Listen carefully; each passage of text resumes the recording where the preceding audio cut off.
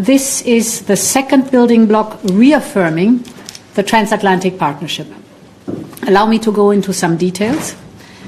We have stabilized on a single 15% tariff rate for the vast majority of EU exports. This rate applies across most sectors, including cars, semiconductors, pharmaceuticals. This 15% is a clear ceiling, so no stacking, all inclusive. So it gives much needed clarity for our citizens and businesses, and this is absolutely crucial. Today we have also agreed on a 0 for 0 tariffs on a number of strategic products.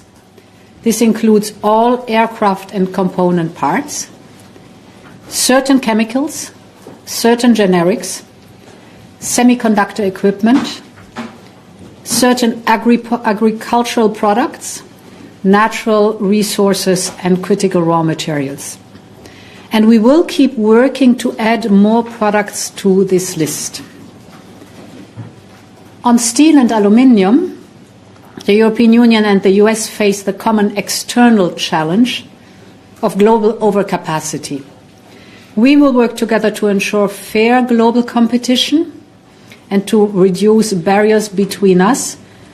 Tariffs will be cut and a quota system will be put in place.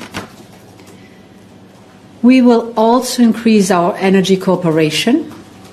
Purchases of US energy products will diversify our sources of supply and contribute to Europe's energy security. We will replace Russian gas and oil by significant purchases of US LNG oil and nuclear fuels. US AI chips will help power our AI gigafactories and help the US to maintain their technology edge. Today, with this deal, we are creating more predictability for our businesses. In these turbulent times, this is necessary for our companies to be able to plan and to invest. We're ensuring immediate tariff relief. This will have a clear impact on the bottom lines of our companies. And with this deal, we are securing access to our largest export market. At the same time, we will give better access for American products to our market. This will benefit European consumers and make our businesses more competitive. This deal provides a framework from which we will further reduce tariffs on more products, address non-tariff barriers, and cooperate on economic security. Because when the European Union and the United States work together as partners, the benefits are tangible on both sides. At the same time, we are building a true foreign economic policy. And for this, we have started at home. We're taking bold action to make Europe more competitive, more innovative, and more dynamic. Our single market with its 450 million consumers is our greatest asset and our safe harbor, especially in turbulent times. We're also creating new trade partnerships around the world, expanding from the 76 we already have. We've concluded negotiations in the last month with Mercosur, Mexico, and Indonesia. In an unsettled world, Europe is a reliable partner, and we will continue to deliver deals that help safeguard our prosperity.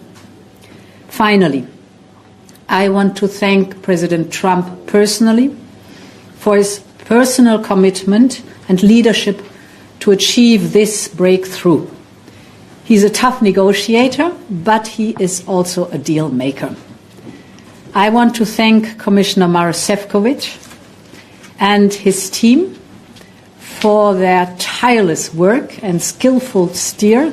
They've done most of the heavy lifting. And I want to thank our member states for their trust and their commitment. Our unity is our strength at home and abroad. We will continue to work hard for the benefit of all Europeans. Thank you very much. Commission President, could you give more details about the energy purchases you've committed to? President Trump used the figure 750 billion. It sounds like a lot. Could you clarify about how that is going to manifest itself? Yeah, it is divided into 3 years. So during his term, 250 per year. And indeed, we still have too much Russian LNG that is coming through the back door again to our European Union, and some Russian gas and oil still in the European Union, which we do not want anymore. We want to absolutely get rid of Russian fossil fuels. And therefore, it is much welcome to purchase the more affordable and better LNG from the United States. And there, approximately, our estimation is that we can do 250 per year over 3 years. President von der Leyen. Paula, are you managing, please? Mr. President, for European car makers, the tariff will now be 15% instead of 2.5% during the Biden administration. Do you think this is really a good deal? Will it be possible for European car makers to sell cars to the United States with this tariff rate? Yes, we should not forget where we came from. Today they have 27.5% of tariffs to pay. It's the 25 plus 2.5. So there was a staggering of tariffs, and we came from that level down to 15%. 15% is not to be underestimated, but it is the best we could get. It's overall across the board. Important was for us, it includes not only the cars, so go down with the tariffs for cars to 15%, but also all goods and semiconductor and pharma. Yes, Andrew. President von der Leyen, can you give some clarity on pharmaceuticals? President Trump said at the beginning of your meeting that this would not be covered by this agreement. We know that the Americans have been looking into pharmaceuticals under Section 232. Do you have an assurance that there's nothing more coming down the pipeline on pharma? Yes, what the European Union is concerned, it's agreed that we have 15% for pharmaceuticals. Whatever the decisions later on is of the President of the United States, how to deal with pharmaceuticals in general, globally, that's on a different sheet of paper. Yes, Madam von der Leyen, for Politico, I was wondering about the quotas on steel. What does it mean when the tariffs will be slashed? Does it mean there will be no tariffs even after the quotas? Can you give us some more details on that? So it's basically going back to, like with the UK, going back to the historical quota. And creating a ring fencing to deal with the overcapacity globally that we see. Sorry, Mark Beverkorn from Volkskrant. I just wonder, because actually the negotiations lasted for an hour. When I saw you at the start, I thought, doesn't look like a happy couple, you two sitting there. So how were the negotiations actually in this last hour? Was it difficult, or was it actually just rubber stamping which already had been prepared? No, it was very difficult because we started far apart from each other. It was tough, fair, but it was tough, and therefore, rightly so, you saw the tension at the beginning. So we had to work hard to come to a common position, and till the very end, as always in negotiations, you don't know whether you'll find the landing point, the landing zone at the very end, or whether it crashes. So it was tough, but in the end, as we were successful, it's good and it's satisfactory. Okay.